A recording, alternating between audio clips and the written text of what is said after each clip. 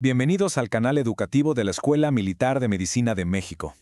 Hoy nos embarcamos en una odisea científica, una crónica que abarca más de un siglo. Vamos a explorar la degeneración lobular frontotemporal y en particular la proteinopatía TDP-43, una entidad que por generaciones fue un verdadero misterio para la neurología y que hoy por fin empezamos a comprender. Para desentrañar esta historia, la hemos estructurado en 5 partes. Iniciaremos con el contexto histórico, viajando a los orígenes. Luego nos sumergiremos en las décadas de incertidumbre patológica. Seremos testigos del punto de inflexión, el gran descubrimiento de TDP-43, para después entender cómo esto reordenó el campo con clasificaciones moleculares y finalmente aterrizaremos todo este conocimiento en la práctica clínica diaria. Nuestro relato arranca a finales del siglo XIX. Aquí, la figura de Arnold Pick es fundamental. Fue él quien tuvo la agudeza de conectar por primera vez un síndrome demencial con una atrofia cerebral focal. Esto, que hoy nos parece obvio, en su momento fue un concepto revolucionario que rompió por completo con los paradigmas existentes. Esta línea de tiempo nos muestra cómo se fueron ensamblando las piezas del rompecabezas. En 1892, Pick describe lo que hoy llamaríamos una afasia progresiva primaria. Años más tarde, en 1906, ya vincula claramente la atrofia frontal con la apatía. Pero el giro crucial viene en 1911, cuando nada menos que Alois Alzheimer estudia estos cerebros y nota algo clave: la ausencia de las placas y ovillos de la enfermedad que él mismo describió. Este hallazgo negativo fue importantísimo, y para 1926, Onar y Spatz le dan un nombre a esta nueva entidad: enfermedad de Pick. Y esta era la gran dicotomía inicial. A simple vista, a nivel macroscópico, la diferencia era notable. Por un lado, la atrofia difusa del Alzheimer, por otro, la atrofia focal, casi quirúrgica, en filo de cuchillo, del Pick. El problema estaba en el microscopio.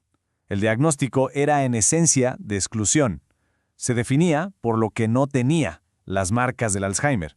Los hallazgos propios, como los cuerpos de Pick, no siempre estaban presentes, lo que sumió al campo en una profunda incertidumbre por décadas. Y así entramos en un largo periodo, casi un siglo, de estancamiento. Los neuropatólogos tenían frente a ellos casos claros de demencia frontotemporal, pero al mirar por el microscopio, no encontraban una firma patológica consistente. Esto generó un verdadero mare magnum de términos, un reflejo de la frustración y la falta de un entendimiento unificado de qué estaba pasando a nivel celular. El término que mejor capturó este enigma fue demencia sin histopatología distintiva, o DLDH. Era literalmente un diagnóstico por descarte. Se observaba la pérdida neuronal, la gliosis, pero ninguna de las inclusiones conocidas. Era, para fines prácticos, una auténtica caja negra patológica. Ahora, que no hubiera un marcador patognomónico no significaba que no se viera nada.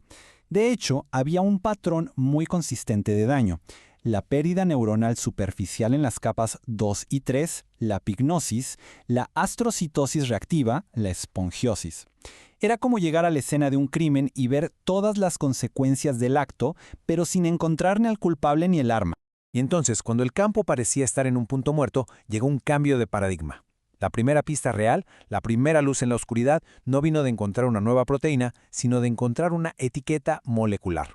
La era de la inmunistoquímica estaba por cambiarlo todo. El gran salto fue descubrir que en estos casos había inclusiones que reaccionaban a la ubiquitina. Pensemos en la ubiquitina como la etiqueta molecular de marcado para eliminar que la célula le pone a las proteínas mal plegadas. Su presencia masiva indicaba que había un problema de fondo con alguna proteína. Esto fue tan importante que permitió reclasificar la DLDH como FTLDU. Ya no era una demencia sin nada, ahora era una demencia con inclusiones de ubiquitina. Todavía no conocíamos al culpable, pero por fin teníamos su huella digital. Y esto nos trae al clímax de nuestra historia. Después de más de 100 años de pistas clínicas y frustraciones patológicas, llegamos al año 2006. El momento eureka, que finalmente pondría nombre y apellido al protagonista de este drama molecular. 2006. Este es un año que hay que grabar en la historia de la neurología. Porque de forma casi simultánea, 2 equipos de investigación independientes, el de Arai en Japón y el de Neumann en Estados Unidos, publicaron la identidad de la proteína que estaba dentro de esas inclusiones de ubiquitina. Fue una convergencia científica espectacular que transformó el campo para siempre. Y la proteína era TDP-43. En condiciones normales es una proteína nuclear esencial para regular la transcripción y el metabolismo del ARN. Es uno de los buenos. Pero en la FTLD se convierte en el villano, sufre una serie de modificaciones patológicas. Se hiperfosforila, se ubiquita, se fragmenta. Y todo esto la saca del núcleo y la lleva al citoplasma, donde se vuelve tóxica y se agrega, formando las inclusiones que son el sello de la enfermedad. Esta cascada es el corazón del proceso patológico. Empezamos con la proteína funcional en el núcleo. Luego, estas modificaciones anómalas la desalojan. Es expulsada al citoplasma. Y aquí ocurre una doble tragedia. La célula pierde su función normal en el núcleo y, además, gana una nueva función tóxica en el citoplasma. Finalmente, esta proteína aberrante se agrega, formando las distintas inclusiones que definen la patología. Identificar a TDP-43 fue mucho más que resolver un misterio. Fue lo que permitió por primera vez poner orden en el caos. Gracias a este descubrimiento, se pudo crear un sistema de clasificación basado en la biología molecular, uno que por fin conectaba la patología microscópica con los síndromes clínicos que vemos en los pacientes. Y aquí está la herramienta clave, la clasificación armonizada. Lo fundamental aquí es entender que la forma y el lugar donde se acumula TDP-43 no es al azar. El tipo A, por ejemplo, con sus neuritas distróficas cortas, se asocia fuertemente a la variante conductual y a mutaciones en progranulina.